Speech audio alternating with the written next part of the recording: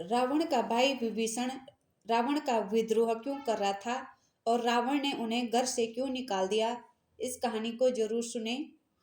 कहते हैं कि रावण ने जब सीता माता का हरण किया, तब विभीषण पराई स्त्री के हरण को महापाप बताते हुए सीता जी को श्री राम को लौटा देने की सलाह देकर हमेशा धर्म की शिक्षा देता था।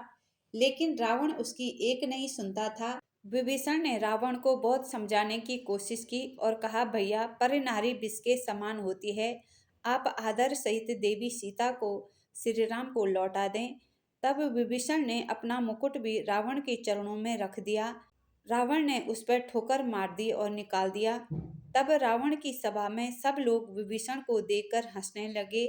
तब विभीषण ने कहा कि मुझ पे हंसने वालों, मुझे तुम पे तरस आता है। तुम्हारे सर पर मृत्यु मंडरा रही है। जिस सभा में सम्मानीय पुरुष अपमानित हो, उसे वहां रहना नहीं चाहिए। विभीषण ने रावण को कहा कि अब आपकी तरफ से मैं मर गया।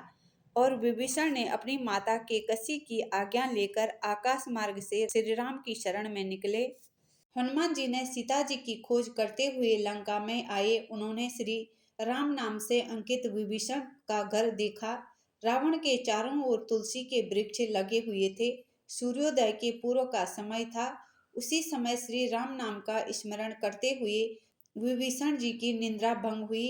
राक्षसों के नगर में श्री राम भक्त को देखकर हनुमान जी को आश्चर्य हुआ, तो राम भक्तों का परस्पर मिलन हुआ। हनुमान जी ने उससे उनका पता पूछकर अशोक वाटिका में माता सीता का दर्शन किया। रावण के निकाले जाने के बाद विभीषण के पास और कोई चारा नहीं था। वे प्रभु श्री राम की शरण में चले गए। वे चाहते थे कि निर्दोष लंका वासी न मारे जाएं और लंका में न्याय का राज्य स्थापित हो। विभीषण के शरण याचना करने पर सुग्रीव ने श्री राम से उसे शत्रु का भाई व दुष्ट बताकर उनके प्रति आशंका प्रकट की और उसे पकड़कर दंड देने का सुझाव दिया। हनुमान जी ने उन्हें दुष्ट के बजाय शिष्ट बताकर शरणागति देने की वकालत की। इस पर श्री रामचंद्र जी ने विभीषण को शरणागति न देने के सुग्रीव के प्रस्ताव को अनुचित बताया और हनुमान जी से कहा कि आपका विभीषण को शरण देना तो ठीक है, किंतु उसे शिष्ट समझना ठीक नहीं है। इस पर श्री हनुमान जी ने कहा कि तुम लोग विभीषण को ही देखकर अपना विचार प्रकट कर रहे हो, मेरी ओर से भी तो देखो। तब श्री रामचंद्र जी ने सोचकर कहा, विनीत भाव से मेरी शरण की याचना करता है और कहता है कि मैं तेरा हूँ, उसे मैं अभयदान प्रदान करता हूँ। यह मेरा व्रत है, इसलिए विभीषण को अवश्य शरण देनी चाहिए। तब श्री रामचंद्र जी ने अंगद को कहा कि विभीषण को आदर सहित ले आओ। जब विभीषण ने रामचंद्र जी को देखा तो देखते ही रह गया और आंखों से अश्रु की धारा बहने लगी। तब सारा वृत्तांत राम जी को सुनाया, अपनी और अपनी प्रजा की रक्षा करने को कहा। श्री रामचंद्र जी के चरणों में गिर पड़ा।